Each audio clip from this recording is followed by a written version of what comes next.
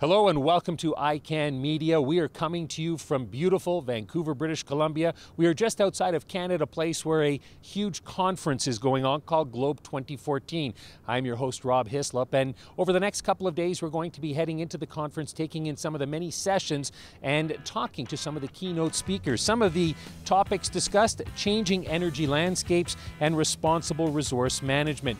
Now, there are over 250 plus speakers, world leaders in their industries, talking here over the next 3 days. 50 plus countries are represented, and there are over 300 exhibitors at the trade show. We are going to give you a taste of what Globe 2014 has in store.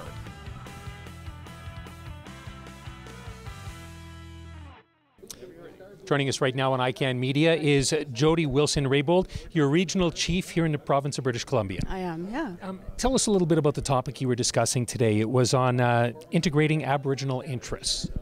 Yeah, there was a great panel discussion in terms of natural resource development and the realities that exist throughout the country in terms of Aboriginal peoples and Aboriginal peoples having title and rights, and how we can coordinate and form partnerships and blend those interests and rights into a strategy moving forward. How do you see things going right now?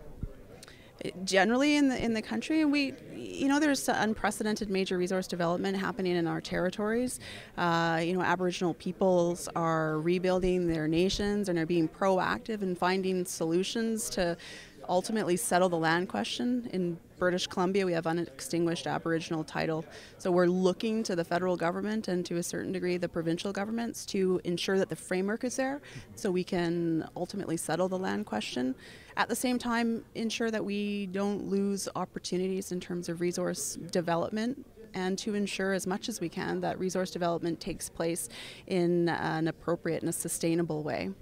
One of the things I heard here is the comment, no means no, which is what is generally used in other terms, but I heard that in referring to dealing with First Nations. Is it no, definitely you can't develop here, or no, you can develop here if you give us so much money?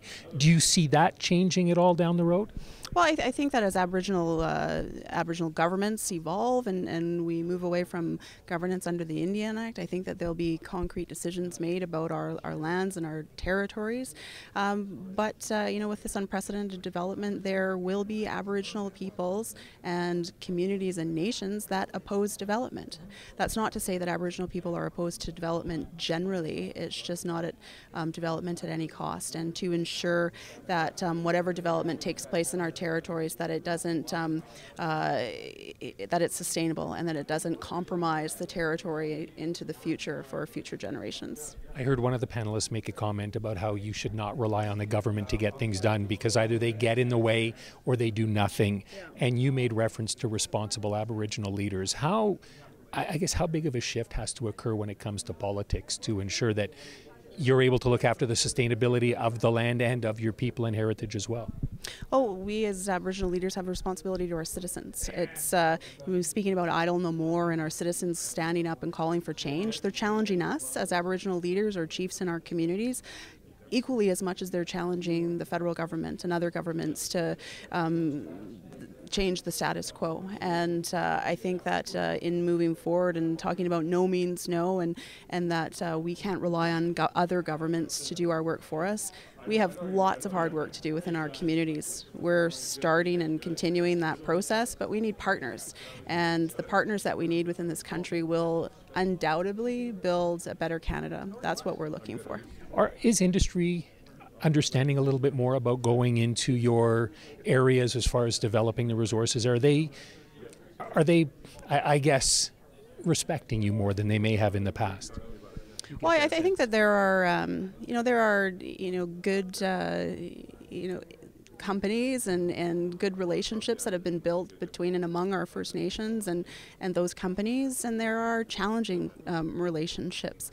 I think that there's no question that industry and governments have to recognize that there are legal rights and there's Aboriginal title and rights, including treaty rights, exist on the ground, and that they need to be recognized. And through that recognition, that equal partnership, that we can build reconciliation mechanisms, we can enter into agreements with companies that will co-develop our territories in an appropriate way that ensures that our citizens' voices are heard, and it's our obligation to ensure that they are heard as leaders, and to build the partnerships that will enable us to ensure that we have communities 7 generations into the future. Well, and while you want to see your communities strengthen, you also think that this is good for Canada as a whole.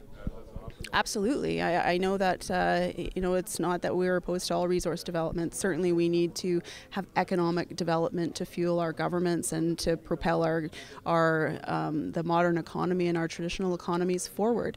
And in order to do that, we need to build relationships with industry and our neighbors. And through those relationships and building, being the people that exist on the land, that benefit from the land and want to sustain the land wherever it is in remote British Columbia or otherwise, we're the people that are going to be there into the long term. And it's the relationships that we build over time that will ensure that we have the country that we all aspire to live in, and one that ensures that we have equal opportunities and that all people's rights are respected.